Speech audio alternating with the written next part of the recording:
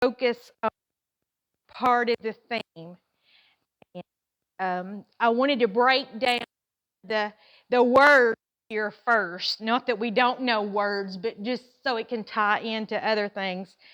Worship is the feeling or expression of reverence and adoration for a deity. Now this is the dictionary version, okay? This is not the Church of God version of it, but they actually say adoration for a deity with a small d. See here, of course, they called him the King of Pop, Brother Pulliam, in case you didn't know. Sadly, but there was worship to someone who was not even deity. But that's how people go to extreme. And like I said, you can fill in the blank of whoever your singer is or whatever your candy bar is, I guess, if you go and worship it. But whatever it is, your car, your this or your that, and we talked about it many times, putting other stuff before God and worshiping things. We don't make golden idols now, but we have so much in our lives. And society brings it on. Everywhere we go, there's advertisements absolutely everywhere.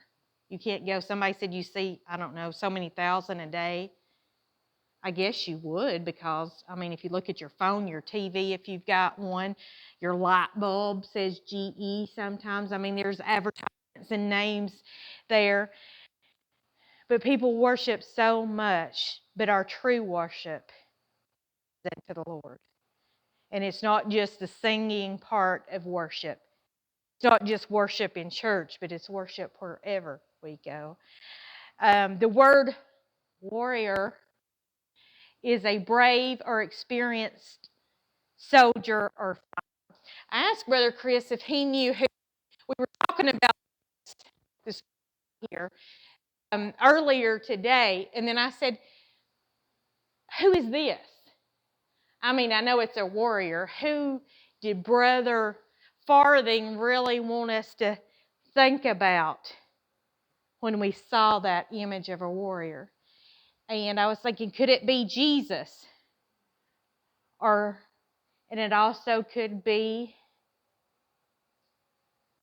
us, because we are warriors on the battlefield for the Lord. We are warriors against Satan's attacks. And we already went through all the parts of the armor of God, the shield of faith and those type things.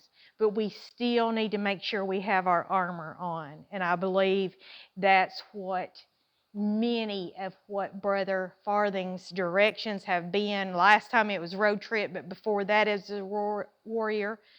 And I believe he's wanting us, and he's getting this from the Lord, that the Lord wants us to be on the battlefield. Not against one another, but against Satan and the attacks that he has on our family, on our friends, on everything, and on us, and on our minds. He likes to play with our minds constantly. And to tell you the truth, he's right there right now, brother, in my mind, and I'm having to, and he's probably tried to get you on, when you're up here behind the podium. Sister Alicia, he's probably been with you when you're behind the podium. But we have to be stronger. We have to worship the Lord and let him have all of our being so that we can be the warrior that he would have us to be, to fight these attacks of the devil. The devil does not want us to win. He's going to attack with the air conditioner tearing up, because you know what? The devil knows that Wendy don't like to be hot. The devil knows that Brother Chris has to wear a sweatshirt in our house because I'm hot. And he knows that's going to get her. He can use any tactic he wants, because, God has allowed him to use it, and he's a smart little sly fox. But greater is he. God is greater. There's one called a war cry. And when I saw the war cry word, I automatically thought of a pack of Indians, with their sticks and hollering. That's just what I thought. But a war cry is a call made to rally soldiers for battle or together against something, participants in a campaign. So what are we called to rally together for? To defeat Satan, to put him away, to keep him away from our family, to keep him away from these four walls, to keep him away from our children's school, the workplace, wherever we might be. And that war cry is to rally soldiers. Now, I'm taking this word soldiers as not just me and Chris in our household, but I would hope and pray that y'all are rallying with us as soldiers for our household, and that you're rallying for Caleb and Alicia's household. And sounding the war cry says, devil, you're not going to touch Caleb and Alicia. You're not going to touch. And you're not going to get a hold of Jim for very long.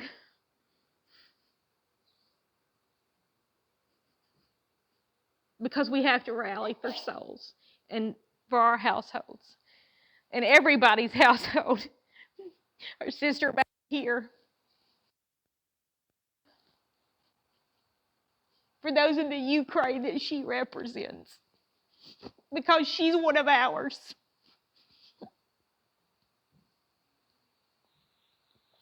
And that war cry is a rally for soldiers to come up for battle.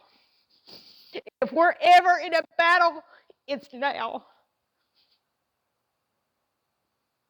There are people telling me to get the COVID shot. If you've got it, fine. If you don't got it, fine. But we have to come together. I believe it was Brother Prince that said a mask should not divide people. That's all trivial stuff. You know what's not trivial? Pardon me for saying this. You know what's not trivial? Is that Jim Sutton is lost tonight. You know what's not trivial? Is there's not a single person that I know of that's serving the Lord that I'm working with right now. It's not trivial. But wearing a mask and this COVID shot, yes, I'm afraid of COVID. I don't like that it's taking people. And a lot of people are not saved. I thank the Lord for the people that are saved that's gone on and they don't have to deal with this old world anymore with COVID. And if we think that's going to remedy all the problems, then okay. But to me, it's trivial compared to the people and the souls and what the devil plays in our minds and all of these things. Because everybody's got an opinion about something. I might think broccoli and cheese is the best thing in the world. And Sister Polya might think, that's disgusting and I don't like it. But there's no point in us arguing about it. There's absolutely no point. Brother William might like a Chevy and Brother Nick might like a Ford, but there's no point in them arguing about it. And I don't even know why I'm leading this way. I don't think we really have, Brother William, that many arguments here at Southside, but we've also got a video audience out here. But if it pertains to you, then let's just take it. It could be in our own households that we're arguing about something. But these trivial matters don't matter when you look at the whole scheme of things. Republican, Democrat, what does it matter? They're all messed up. You know who's not messed up? My Father in heaven. Wendy's messed up many a times, but you know what? God is not messed up. He's not. So the war cry is for those soldiers to rally together.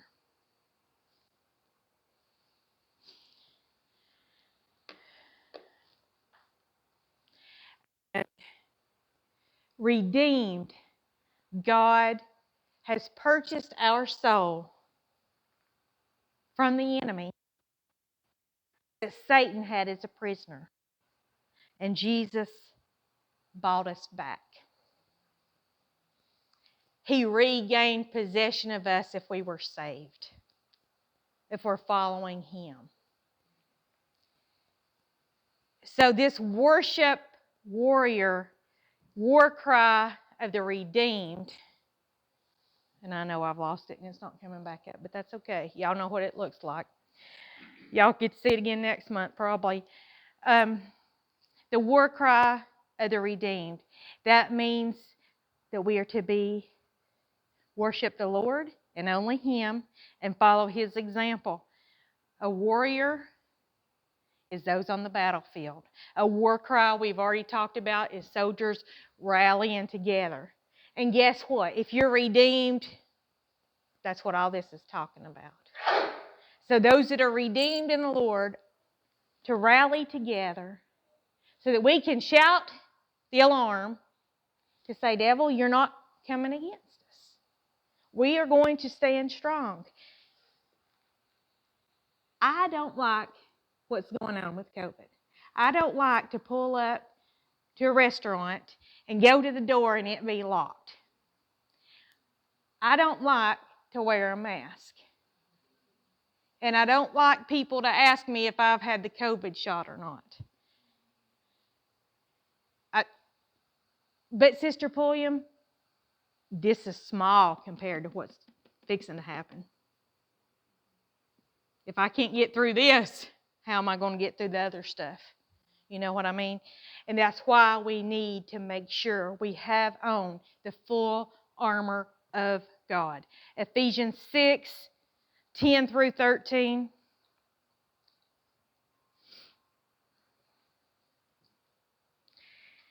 It says, finally, my brethren, be strong in the Lord and the power of His might. Of course, this is Paul writing to Ephesus, but like I've said before, this was the Ephesians at Ephesus, but it's also to Southside today because we are brethren. We are brethren in the Lord. We are the redeemed. So he says, be strong in the Lord in the power of His might. Put on the whole armor of God, that ye may be able to stand against the wiles of the devil. For we wrestle not against flesh and blood, but against principalities, against powers, against the rulers of darkness of this world, against spiritual wickedness in high places. Wherefore take unto you the whole armor of God, that ye may be able to withstand in the evil day, and having done all, to stand. We have to stand. It says that we do not wrestle against flesh and blood. That means that I don't need to be wrestling. If we have conflict, we should not have any conflict. We're both sisters in the Lord. If she likes broccoli and I don't, or she likes chocolate cake and I don't, or she likes her hair curly and I want mine straight, I can't get mine curly anyway. That should not divide us in any way. We're wrestling against the devil and his powers. If someone comes against us, it's really the devil playing with them. And he loves, like I said, to play with our mind. He'll tell me after 26 years, does Chris really love you? Has he ever done that, married folk? Y'all just been married a year. Hopefully it's not happened yet, but don't worry, it'll come, Alicia. There'll be one day when it's like, does he really love me? And you know he does, but the devil just wants you to think. Why did Brother Chris not shake his hand? my hand today. You know why Brother Chris didn't shake his hand? It has nothing to do with what y'all are doing. He don't want to spread any germs that he's got on his hand, and he don't want you giving him any germs right now. Because we got to be a little bit careful, I guess, because we don't know who's carrying it and who's not.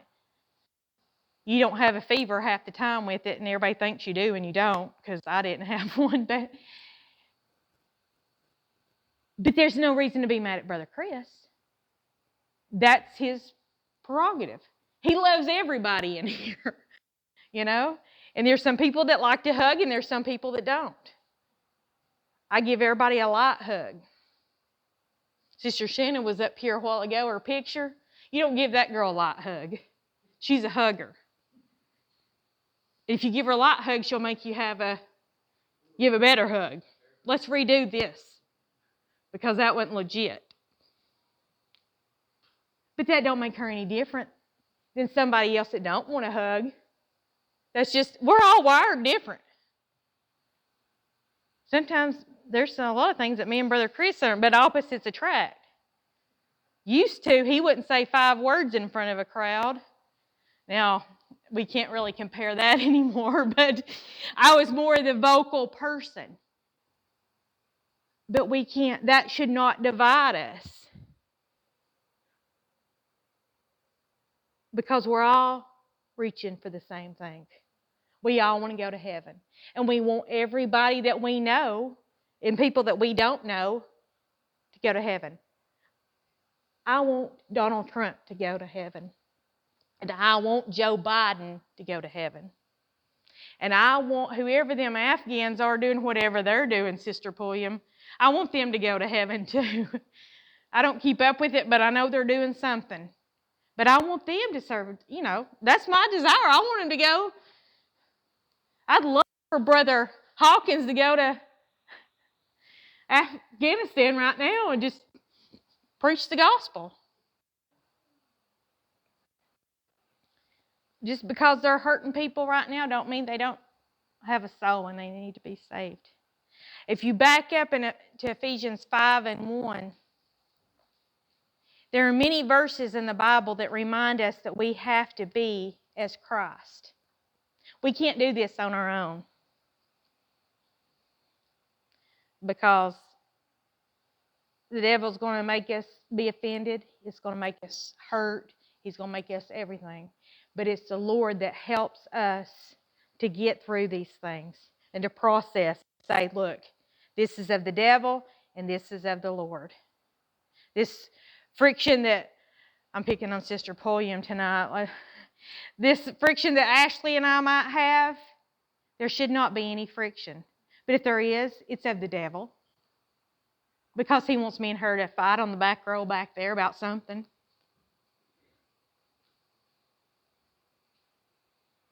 But what would Christ do? It says, be ye therefore, Ephesians 5:1, be ye therefore followers of God as dear children, and walk in love as Christ also hath loved us, and hath given himself for us an offering and a sacrifice for a sweet-smelling savor. Colossians 3:13, forbearing one another and forgiving one another. If any man have a quarrel against thee, or against any, even as Christ forgave you, so also do ye. Does that mean that I only forgive somebody that's done something light to me? That they don't forgive them? Or if they do it multiple times, what does the word say?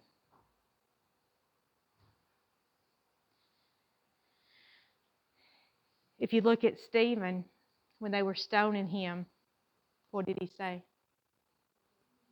Father, forgive them, for they know not what they do. Could we do that if we were being stoned? I know people in my life that'd come after them if they were stoning me. They'd come after them. And that's just the truth. Because they love me and they don't want anything to happen to me, they'd come after them. But hopefully I would be able to say, Father, forgive them.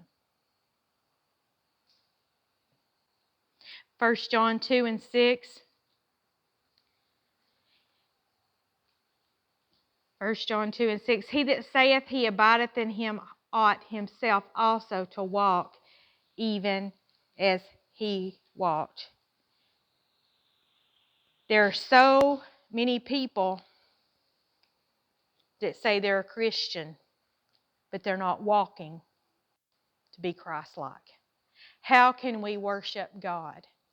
Do you know, and anybody older than Caleb and Alicia might know, I'm not going to pick on them anymore because they're young, but they probably know. We saw Michael Jackson up here. But does anybody know that there are many people who bought his little red jacket? I hate to bring him up. The guy just picked something. And the white glove. You had a red jacket? Okay. He's going to come to the altar after. It's VLB colors. But they had the red jacket. They had the white glove. They did the moonwalk. You know why, Brother William? Because they were worshiping him and they were imitating him. Do you know that there are people that imitate him to this day? And Elvis Presley. Of course, Elvis Presley's supposedly still alive, but I don't know. But they imitate Elvis. They imitate Michael Jackson. They imitate supermodels. Do you know that you can Google right now what kind of meal Cindy Crawford eats so you'll look like her? Or what kind of meal or what is the workout regimen for Simone Biles, the gymnast, in case you didn't know? You can Google those things. And you know why people Google them? Because they're their idols and they want to be like them. They want to be the best gymnast in the world, the most decorated. That's not going to get her to heaven, though, I don't think. Sister William, they're going to say, how many gold medals did you win in the Olympics? I want her to be saved too. But my point is, there are people that want to be like somebody else. But who should we be like? Christ. That's the only way we're going to get to heaven. The only way. We cannot be like Brother William. Even though, Brother Caleb, you probably kind of want to be like your dad occasionally. And your kids will want to be like y'all, hopefully. Taylor, you might or might not want to be like your dad. Hopefully you. But we can't even get to heaven by being like Daddy, like Mama. But we have to be like Christ. I loved Mazine, and she was their Aunt Mazine, and she was my mentor for a long time.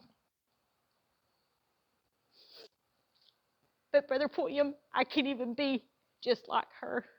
I have to be Christ-like. We can't even be like Paul. Paul says, follow me as I follow Christ. But he knew, if I'm not following Christ, you better not be following me. If I slip up, don't be following me. But we have to follow Christ in all things, in his example. And you know why? There's that. The Gospels is so that we can know that Christ was here and that he came through this world. He came through this journey. He dealt with sinners. He dealt with Pharisees. He dealt with people who had multiple spouses. He dealt with drunkards, I'm sure. He dealt with people demon-possessed. He dealt with people with leprosy. He dealt with people with mental health issues.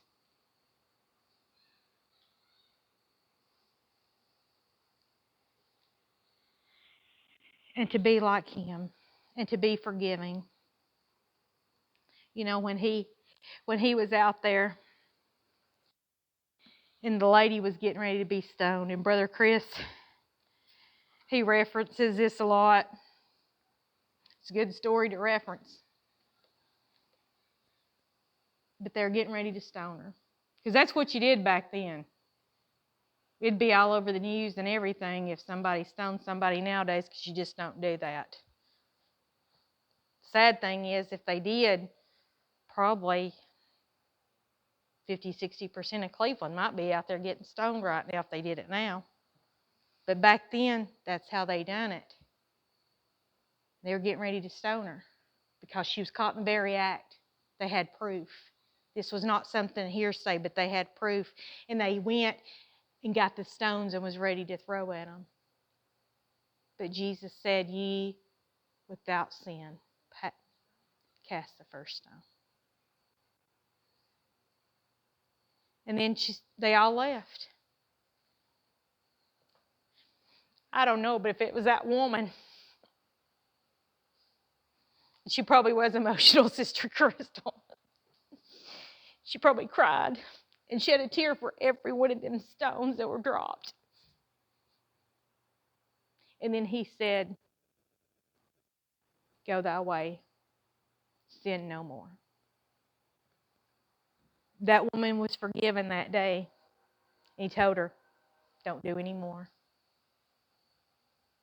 And he forgave her. And she was in the very act. But so many times we want to cast stones, but we can't be the worship warrior if we're casting stones at everybody.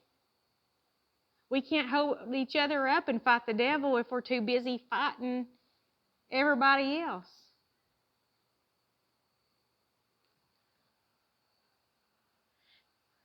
But when we're loving and caring as God did, if somebody asks us, or if the Lord prompts us to tell them you're in sin, you need to get out of sin, by all means do what God has said to do.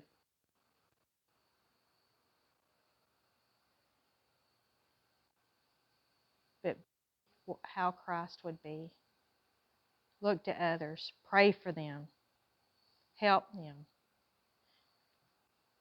Many want love first, and then you can show them. If you ever had anybody to be a good friend that wasn't in the church, and they learn, and what makes you so different? First of all, they're friends with you, and they love you, and they trust you, and they want to know. They see that love. But we have to be as Christ did. And like I said, when the Lord prompts you to say something to them, by all means, tell them, because their soul's at stake. But until He says something, love them. Forgive when people ask you to forgive. Forgive when they don't ask you to. And it's hard. But I don't want any strife with anybody. And I'm sure none of us do. It tears me up when I'm afraid somebody's mad at me. Do you do that, Caleb? Brother Caleb? Thought he would. He's kind-hearted like that. It'd tear him up, and it tears me up, Brother Caleb. And I think I might have offended or bothered somebody. And I want to make things right. And that's what we all have to do, is just make things right and put ourselves in God's hands. Say, "Lord, let me be the witness. Let me be the one. Let me worship you and act like you acted." Brother A.J. Tomlinson has some really good things. But me imitating everything that he done is not going to get me to heaven either. Unless I'm truly focused upon the Lord and following every step. Because I'm sure Brother Tomlinson would tell you, I didn't do everything perfect. There are things that I might have messed up on. Brother Pimentel probably says there's things that I've not done everything perfect. I'm not talking about sin. I'm just talking about not, maybe doing something, offending somebody or whatever, accidentally. But let's look to the Lord so that we can be the warriors that He would have us to be. If we could all stand, I just want us to pray a closing prayer together.